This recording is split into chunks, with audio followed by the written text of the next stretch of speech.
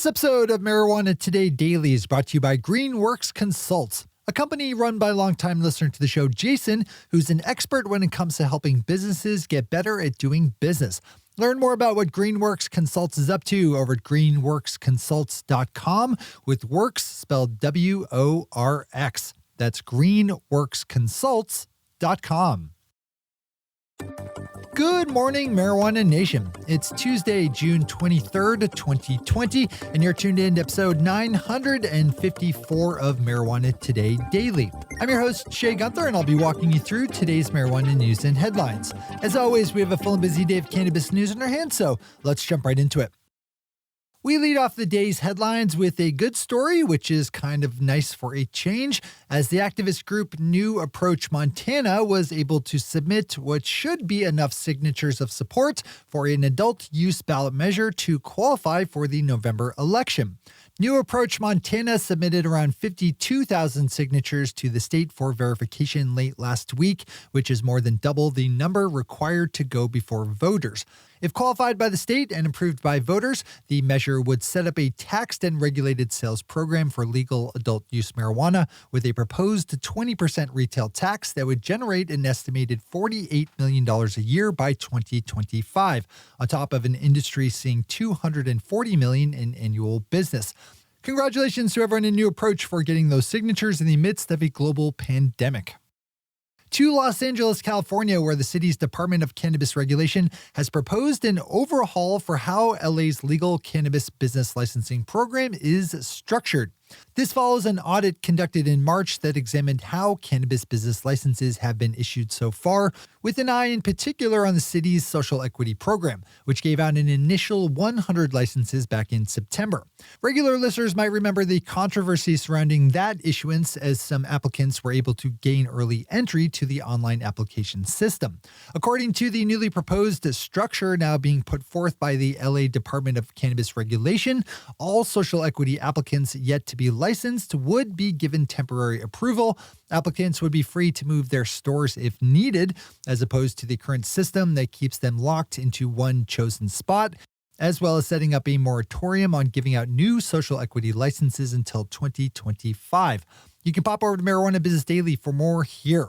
As always, we have all the news we cover linked to on our website at mjtodaydaily.com. With our final top story today, we have Chris Moore over Mary Jane detailing a new bill just passed by state lawmakers in Colorado that allows the governor to issue mass pardons for marijuana charges. If signed into law by Governor Jared Polis, as is expected, the legislation frees up the state's top government official to grant unilateral pardons for anyone with possession charges of having 2 ounces or less of cannabis. Right now, those pardons have to be issued on an individual basis, which makes it all but impossible to cover everyone. This legislation was introduced as a standalone bill by Senator Jonathan Singer, but was then added as an amendment to another piece of social equity legislation that we've covered here on the show that was put forth by Representative James Coleman. On that note, you should check out our show Weed Wonks, found over at weedwonks.com, where we just interviewed Representative Coleman. In fact, while he was on the floor of the House pushing forward his bill. This is a good storyline, as Colorado did not include any kind of social equity program when it first legalized adult use back in 2012, so it's important that the state is now catching up. Those are our top stories for today. It's time for Marijuana Today Daily Headlines Blitz. Before we blitz out in headlines, let's quickly thank our sponsor, Greenworks Consults, a company run by longtime listener to the show, Jason, who's an expert when it comes to helping businesses get better at doing business. Jason and his fellow process experts can take a fresh set of eyes to all the different ways that your company operates to pick out places where you could be doing things better and more efficiently, which will leave more money in your bank account every single month, because that's the beauty of fixing persistent business problems. You fix them once and you enjoy the savings each time the monthly calendar ticks over. And right now, when you engage with Jason and Greenworks Consults, they'll donate $500 to the Community Food Bank of Southern Arizona. Do your business and your bank account a favor and help out the Community Food Bank of Southern Arizona today by opening up greenworksconsults.com, with works spelled W-O-R-X. That's greenworksconsults.com, where you can get in touch with Jason about how they can help you. Big thanks to everyone at Greenworks Consults for the support that helps us keep our news lights running. All right, time for the Blitz. MedMen founders Andrew Modlin and Adam Bierman have officially stepped down from the company they started as they both exited their seats on the board of directors. Bierman and Modlin have faced criticism for more than a year now as the company they founded back in 2010 has been fairly ripped asunder by one scandal after another, ranging from political problems surrounding donations given to now Governor Steve Sisolak to allegations from former employees of sexism, bigotry, and general corporate criminality. Another headline about MedMen, this time with the company just losing a business license in Virginia due to the fact that the license was not being used. The license in question was originally granted to Illinois-based company PharmaCann, but was then transferred to MedMen as part of a deal last year. Ben Adlin, writing over Marijuana Moment, details a new bill just introduced in Pennsylvania that will shift the burden of proof that someone is operating a car under actual impairment to the police, rather than assuming that any trace of THC metabolites constitutes reckless driving. That means that someone pulled over for a simple traffic violation can't then be drug tested and hit with more serious charges should their blood levels show any sign of cannabis consumption. Police actually have to prove that they're driving impaired.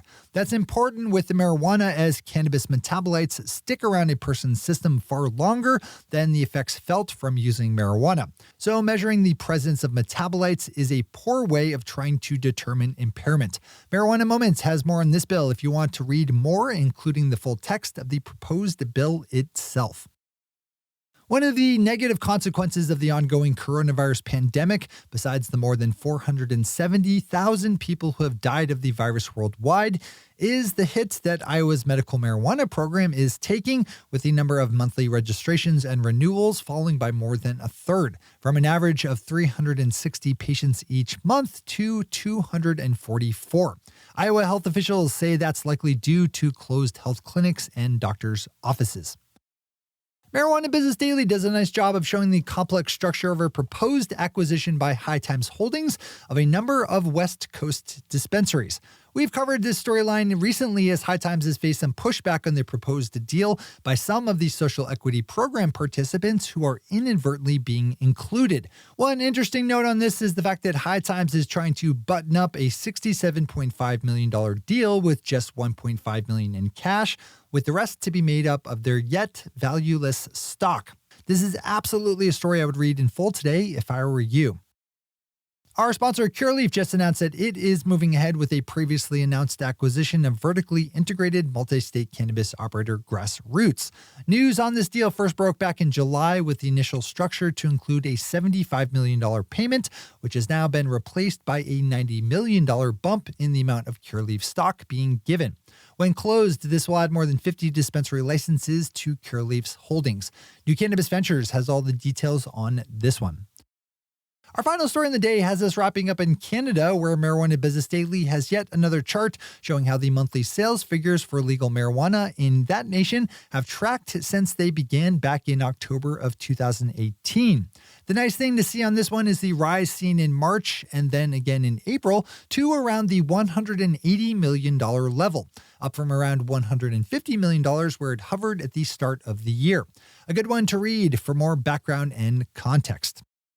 Those are the headlines and news for the day. I'll be back with you again tomorrow morning with another information-packed episode of Marijuana Today Daily. But in the meantime, if you have any stories to share or feedback to give, zip us an email to headlines@mjtodaydaily.com. And while you're clicking around the interwebs, swing over to our website at mjtodaydaily.com to find links to all the news we cover. Thanks to our sponsor, Greenworks Consults, and to our awesome Patreon listeners for the support that makes this show possible. To join the illustrious ranks of the Patreon listeners yourself, swing over to our website at mjtodaydaily.com and click on that big blue button at the top of the page that says Become a Patron. I'm your host, Shay Gunther. Thanks for tuning in and starting your day with Marijuana Today. Today.